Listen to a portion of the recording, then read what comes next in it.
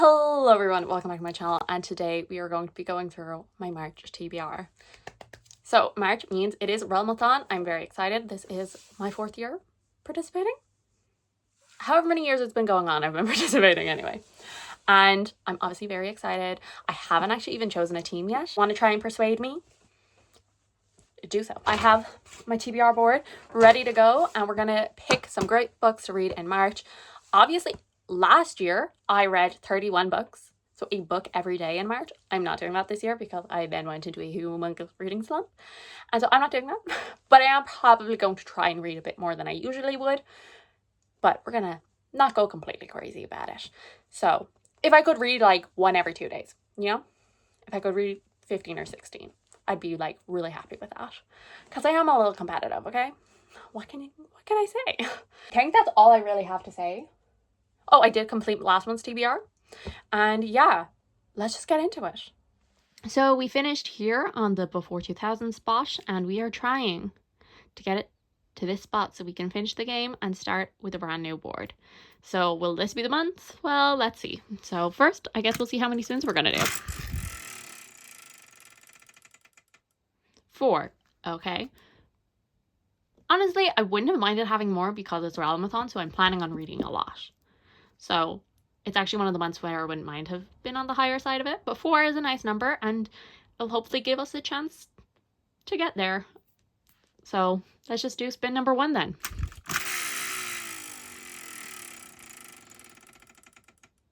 10.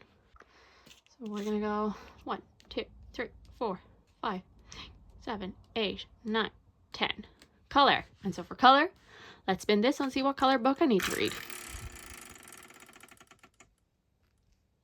That's a dark blue. So for our first spin, we landed on color.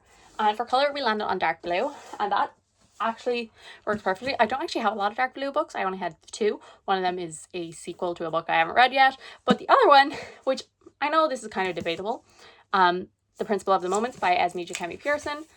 The underneath is very blue. It's very much a dark blue.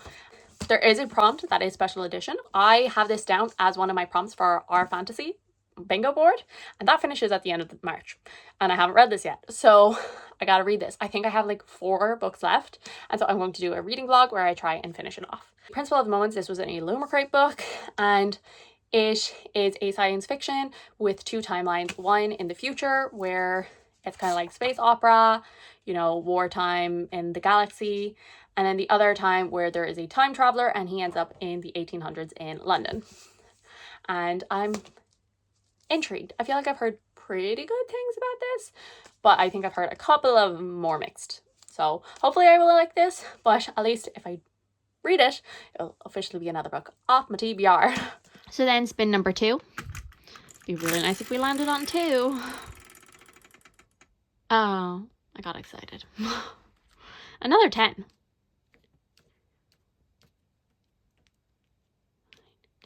So that is a randomly generated book off my TBR. And so then number 2 was a random book off my TBR. And I actually counted this month because last month I just like, silly me, I counted every single book. But like that included books that were like a 3rd book when I hadn't read the 2nd one. So I actually counted not including all of the other ones, and that left me with 15 books. So we're going to randomly generate a number between 1 and 15. Then I'm gonna just click it 3 times. 1, 2, 3. Number 5. Okay, so 1, 2, 3, 4, 5. Okay. I was not planning on reading this anytime soon, but I guess fate has decided that I am reading it. And that is Seasonal Fears by Sean McGuire. I really need to take off the stickers. I got this when I was over in London last September. It has a signed book plate in it. And this is the sequel to Middle Game by Sean McGuire. I know this has gotten a lot more mixed reviews than the first one did. I really liked the first one. It was like a super high 4 star, just kind of missed out on the 5.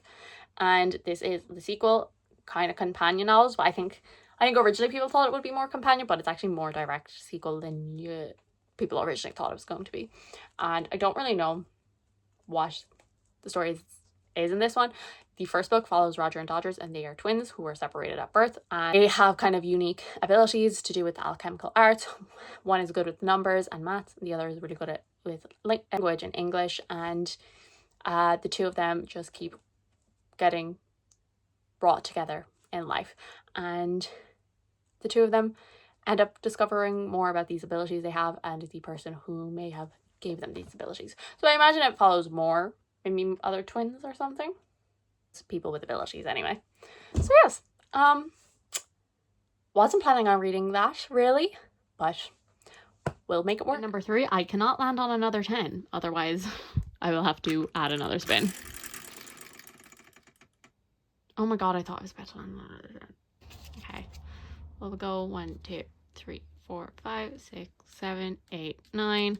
A library book.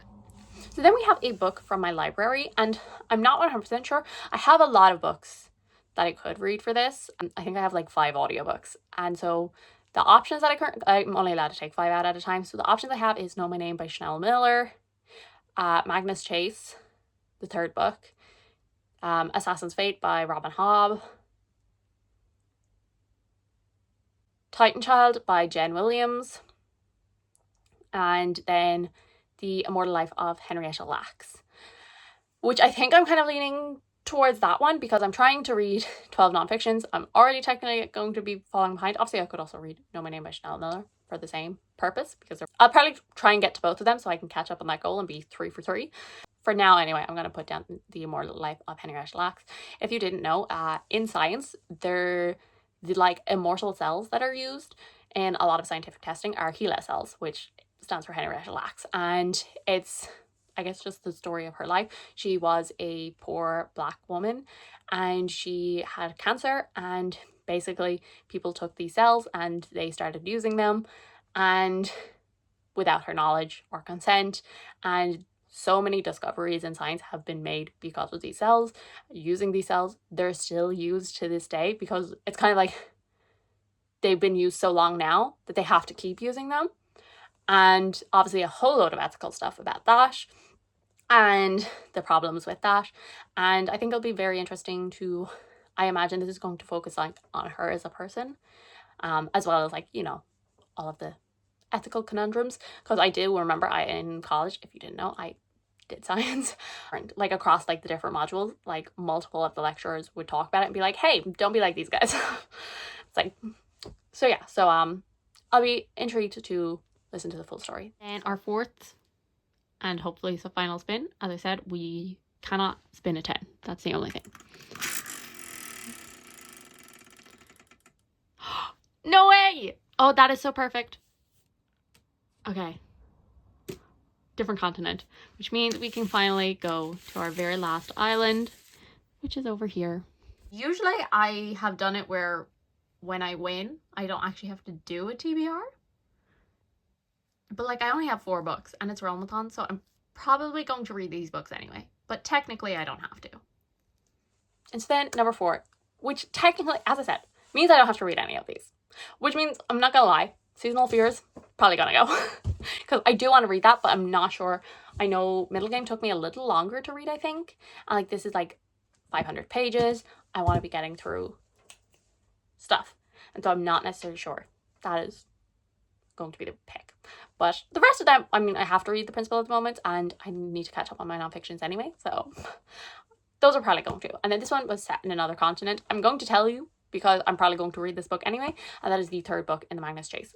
These are obviously all set in America, as well as, you know, Valhalla. A mix of both. But either way, it definitely counts.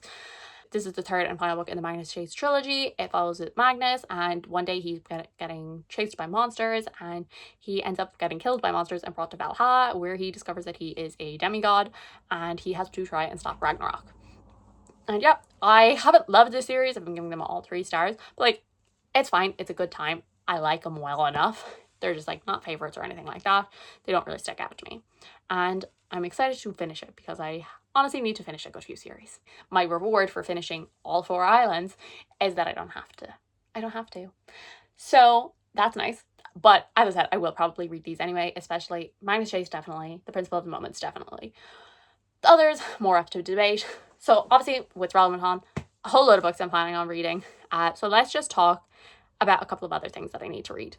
So number 1 is going to be Valor by John Gwynne. This is the second book in the Faithful and the Fallen series, and I'm reading this for Catch Up Book Club. This is the current selection. I read Malice 2 months ago, going to continue on, and so this is book number 2, and I'm very excited. I really enjoyed the first book way more than I did. I originally read it last year in March of 2024, and I just was like, I like Corbin and I'm interested in his perspective, but I don't care about anything else. I reread it in January and I was like, I don't remember reading any of this book.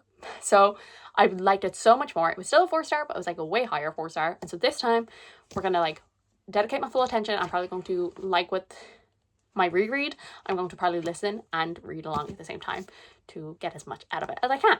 So I have to read that. See, I'll read a lot of other stuff throughout the month, hopefully. As I mentioned, I have a load of ebooks and audiobooks out from the library that I would like to get through. Obviously, I have my whole physical TBR still to read. Everything is Tuberculosis by John Green is coming out this month, and I would really like to get to that, but I know he narrates the audiobook, and I really liked his narration of the Anthropocene Reviewed, so I'll probably wait and see if my library gets that, and that'll be another nonfiction. And then I feel like there's another book. Oh, also the third book in the